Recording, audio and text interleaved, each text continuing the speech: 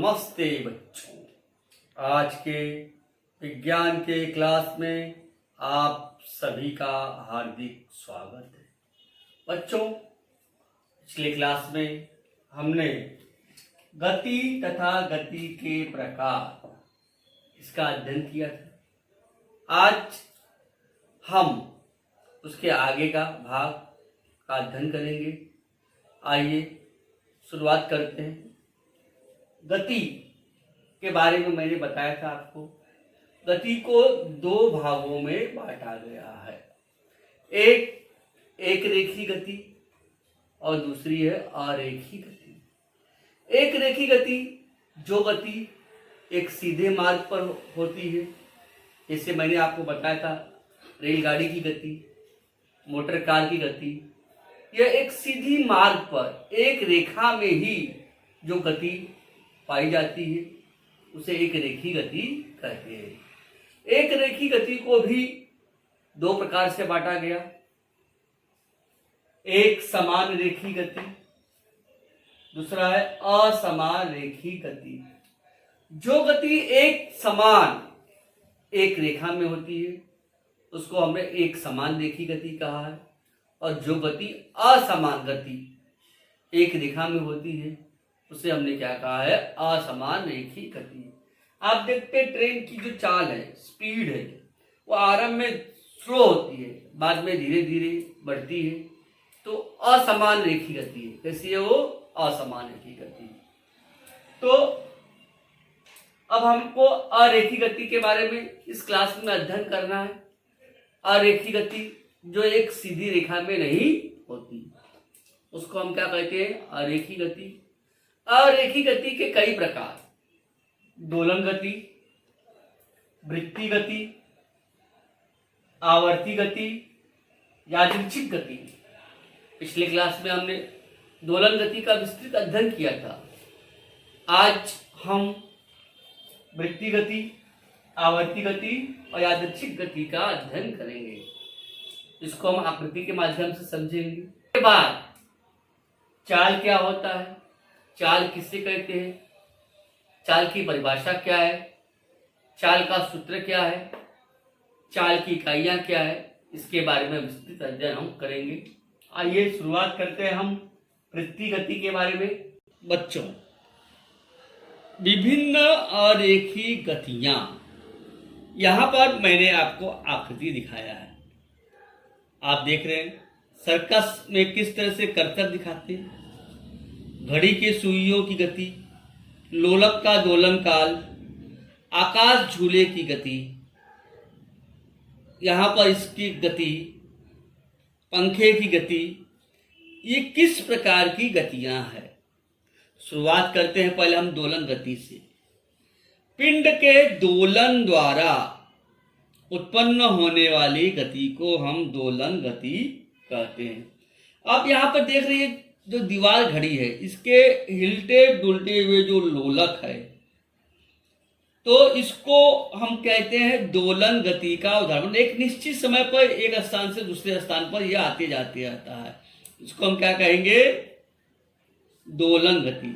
यहां पर भी आप देख रहे हैं, ये भी एक दोलन गति का ही उदाहरण है। अब हमको देखना है वृत्तीय गति क्या होती है। वृत्तीय गति मतलब वृत्तीय मार्ग पर होने वाली गति को वृत्तीय गति कहती है। वृत्तीय गति मतलब अब यहां पर देख रहे हैं कि ये जो घड़ी के सुइयों की गति है, यह वृत्ताकार मार्ग पर घूम रही है, गोल घूमती है। आप देखते हैं यहां पर आप देख रहे हैं आकाश झूले की गति, ये किस प्रकार की गति है? वृत्ताकार मार्ग पर होने वाली गति है। यहां पर आप देख रहे हैं ये भी कैसी गति है? वृत्तीय गति का ही उदाहरण है। पंखे की गति आप देख रहे हैं, ये भी गोल घूमता है, वृत्ताकार मार्ग पर ही भ्रमण करता है। ये भी कैसी गति है? वृत्ताकार मार्ग पर ही घूमता है। मतलब ये सभी गतियां वृत्तीय मार्ग पर गति कर रही है, तो हम क्या कहेंगे? इसको वृत्तीय गति। वृत्तीय गति का तात्पर्य है वृत्तीय मार्ग पर होने वाली गति को वृत्तीय गति कहते हैं। अब अगला आता है आवर्ती गति। आवर्ती गति किसे कहते हैं? जिस गति में गतिशील पिंड एक निश्चित समयांतर में किसी विशिष्ट बिंदु से होकर बार बार गमन करता है, उस गति को आवर्ती गति कहते हैं। अब आप देख रहे हैं ये घड़ी की सुइयों की गति है, ये वृत्ति गति तो है, लेकिन एक निश्चित समय के बाद पुनः उस मार्ग पर ही गमन कर रहा है, तो यह आवर्ती गति का एक उदाहरण भी हो सकता है। आकाश झूला भी एक निश्चित समय पर ही गतिमान करता है, वृत्ति गति तो है ही, साथ साथ आवर्ती गति का भी उदाहरण है। कहने का तात्पर्य यह है, एक निश्चित समय पर ही उस जगह से उसकी बार बार पुनरावृत्ति होती है, ऐसी गति को हम आवर्ती गति कहती है। वृत्ति गति के जो भी उदाहरण है इनको हम आवर्ती गति ही कहते हैं। अगली आकृति देखिए। तो बच्चों देखिए, वृत्ति गति की परिभाषा क्या है और आवर्ती गति की परिभाषा क्या है।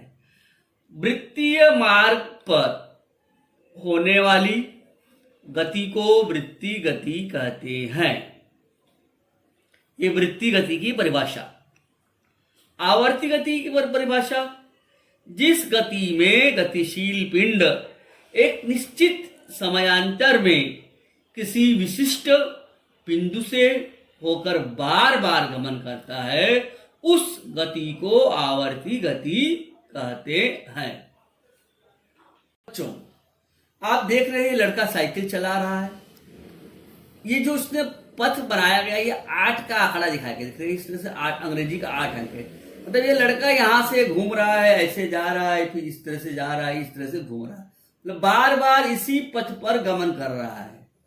मतलब ये कौन सी गति है? आवर्ती गति का एक उदाहरण है।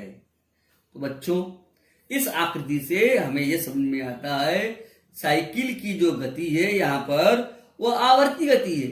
आप देख रहे हैं पहिए की गति कैसी है? वृत्ति गति है। लेकिन जिस पथ पर वो गमन कर रहा है, जिस रास्ते से वो जा रहा है, बार बार एक निश्चित पथ से, एक निश्चित बिंदु से बार बार गमन करता है, ऐसी गति को आवर्ती गति कहते हैं। बच्चों आप यहां देख रहे हैं बाग है, बाग में बच्चे खेल रहे हैं। यहां पर आप क्या देख रहे हैं कि यहां पर तितलियां उड़ रही है, ये बच्चे पकड़ रहे हैं। तितलियां एक निश्चित स्थान पर नहीं, कभी यहां पर है, कभी यहां पर है, कभी यहां, कभी यहां, मतलब वो कहीं पर भी जा रही है। ये बच्चा गेंद लिया है, गेंद को उछाल रहा है, गेंद कहीं पर भी उछल रहा है। तो कहने का तात्पर्य क्या है? यहां पर हम देख रहे हैं जो तितलियां हैं निरंतर एक फूल से दूसरे फूल पर जाती रहती है। इनके गति की कोई निश्चित दिशा नहीं है। ऐसी गति को हम यादृच्छिक गति कहते हैं। क्या कहते हैं बच्चों? यादृच्छिक गति। यहां पर आप देख रहे हैं बच्चा फुटबॉल खेल रहा है। फुटबॉल खेलते समय भी विभिन्न खिलाड़ियों में इस प्रकार की गति होती है। घुटने के बल चलते बच्चे या घूमते हुए जानवर इत्यादि में भी यादृच्छिक गति होती है, मतलब किसी भी दिशा में वो मुड़ जाते हैं। छोटे बच्चे भी देखते हैं, कभी आगे पीछे आड़े टेढ़े, मतलब एक निश्चित दिशा में नहीं जाते हैं, तो उसको हम क्या कहेंगे? यादृच्छिक गति।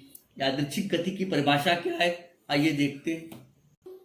तो बच्चों देखिए यादृच्छिक गति की परिभाषा, जिस गति की दिशा और चाल सतत बदलती रहती है, उस गति को यादृच्छिक गति कहते हैं।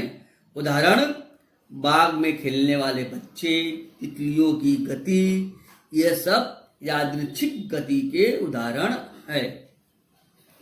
तो बच्चों अब अगला हमारा जो टॉपिक है चाल। चाल किसे कहते हैं? जैसे कोई बच्चा अपने घर से विद्यालय में आने में 10 मिनट लगता है, किसी बच्चे को अपने घर से विद्यालय में 5 मिनट लगता है, किसी को 8 मिनट लगता है। मान लो कोई 2 बच्चे हैं, समान दूरी पर उनका घर है, अपने घर से विद्यालय आने में एक को 10 मिनट लग रहा है, एक को 8 मिनट लग रहा है। तो यहाँ पर घर एक ही जगह पर है, विद्यालय एक ही जगह पर है, लेकिन दोनों के आने जाने के समय में अंतर है। इसका कारण क्या है? कि दोनों की चाल अलग है, किसी की चाल अधिक है, किसी की चाल कम है। तो चाल क्या होता है? चाल को हम अंग्रेजी में स्पीड भी कहते हैं। स्पीड की परिभाषा क्या है, चाल की परिभाषा क्या है, इसको जानना बहुत ही जरूरी है।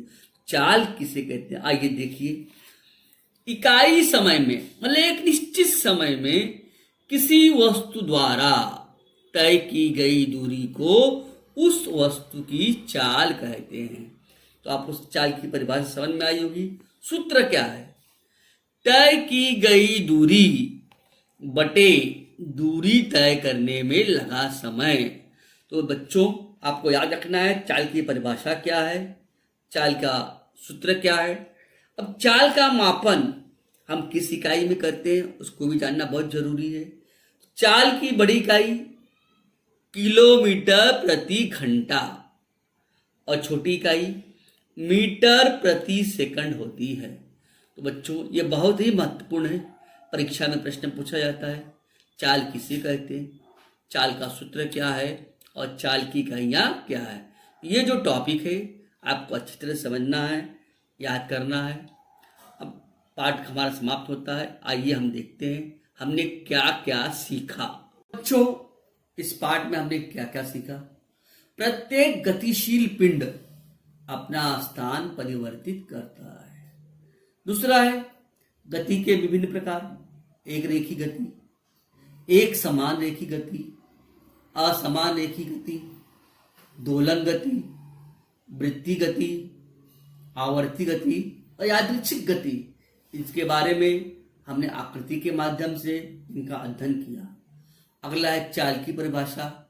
किसी पिंड द्वारा इकाई समय में तय की गई दूरी को उस पिंड की चाल कहते हैं। कोई विशिष्ट दूरी तय करने में लगने वाला समय उस पिंड की चाल पर निर्भर होता है। बच्चों, आज का क्लास यही समाप्त हुआ है। अगले क्लास में हम इस पाठ के प्रश्नोत्तर को देखेंगे। बच्चों, हमने जो भी वीडियो बनाया है उसको हमने 3 भागों में बनाया है, पार्ट 1, पार्ट 2 और तीसरा भाग में हमने हर पार्ट के प्रश्नों का उत्तर हमने लिख के दिया है। तो आपको ध्यान रखना है, पार्ट 1 से लेकर पार्ट अब हमारा चल रहा है 9वां।